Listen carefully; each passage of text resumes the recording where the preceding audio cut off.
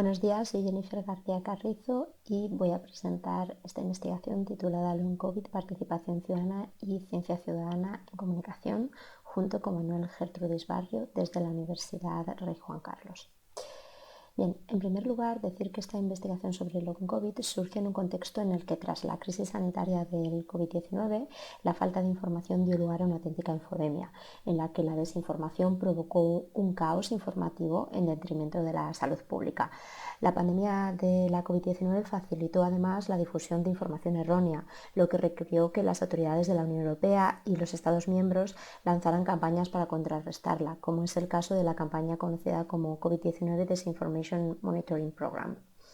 En este contexto, la falta de información tiene consecuencias desastrosas para los sistemas de salud públicos y para la sociedad en general, tanto a nivel local como nacional e internacional. Al final, el coste de la falta de información afecta económicamente al sistema sanitario, que está sobrecargado de pacientes que tienen muchas preguntas y buscan respuestas, pasando de un especialista a otro y teniendo una especie de peregrinación entre un especialista y otro en busca de respuestas que muchas veces no llegan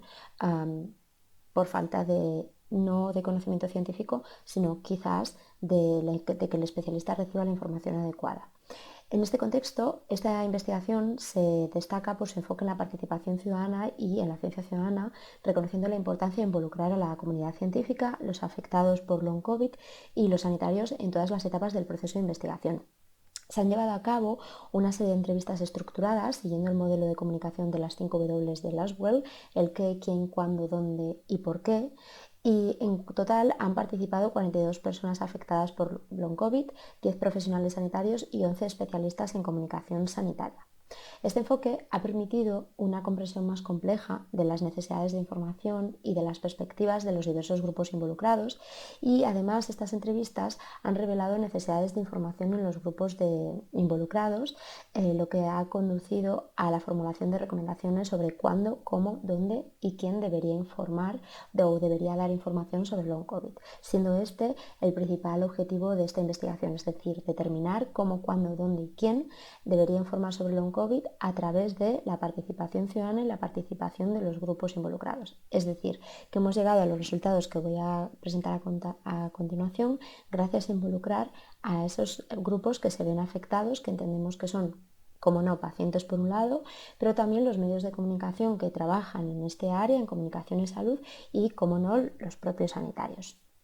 Bien, en los resultados que me gustaría presentar a continuación se ha utilizado para analizarlos el modelo de comunicación de las 5 preguntas de Laswell, que fue el que guió también esas entrevistas que realizamos, y se han fijado 5 variables de estudio. En primer lugar, qué informar, cuándo informar, dónde informar, quién debe informar y cómo informar. Esas serían las 5 variables. Y los resultados han clasificado en subtemas relacionados teniendo en cuenta los puntos de vista de los 3 perfiles de entrevistados: pacientes, profesionales sanitarios y especialistas en comunicación sanitaria.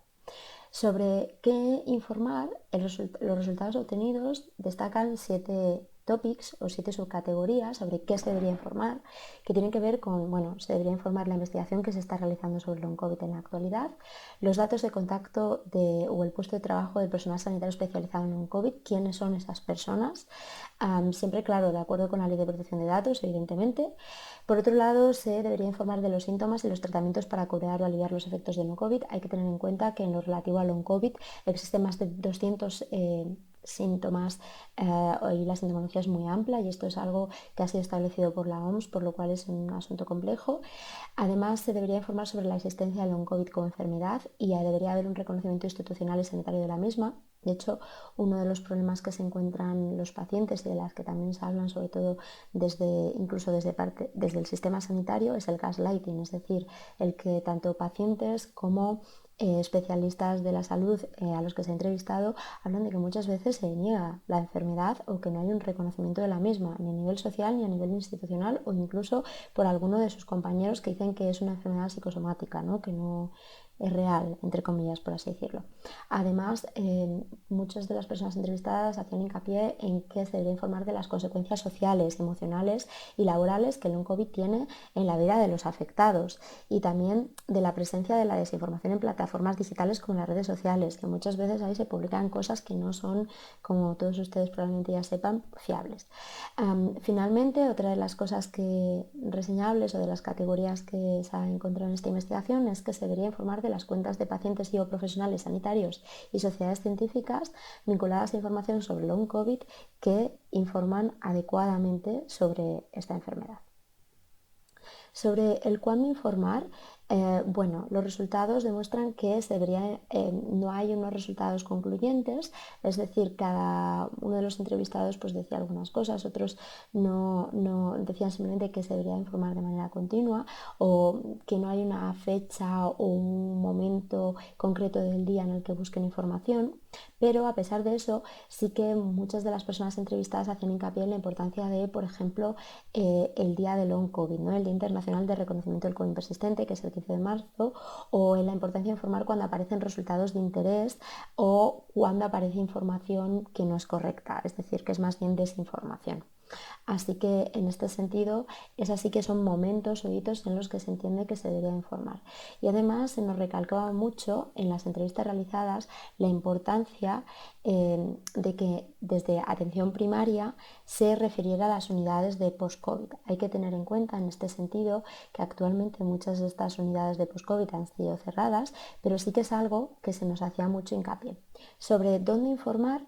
pues informar en centros de salud de atención primaria y en centros especializados, pero se nos ha hecho mucho hincapié en la importancia de informar en ese primer contacto en atención primaria a través de plataformas institucionales que unifican toda la información existente, en los medios de comunicación, pero más bien como un medio para sensibilizar a la sociedad sobre el long COVID, y también a través de redes sociales y plataformas científicas, pero siempre como una manera más de sensibilizar a la sociedad. De hecho, las personas afectadas, médicos e incluso los propios especialistas en comunicación coincidían en que la información debería de estar en los centros de atención primaria. En el quién debe informar, aquí todos coincidían en que deberían de informar sobre todo los médicos, las asociaciones sanitarias y las sociedades científicas, pero que también sería importante que hubiera fuentes del gobierno y asociaciones de paciente y comunicadores especiales en salud que hicieran hincapié en lo que está ocurriendo, sobre todo, como decía, con esa finalidad de sensibilizar.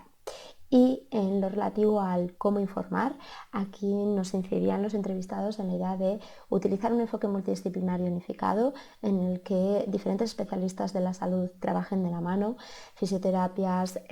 oncólogos, personas relativas al sistema, o sea, a todo nuestro organismo, ¿no? Y no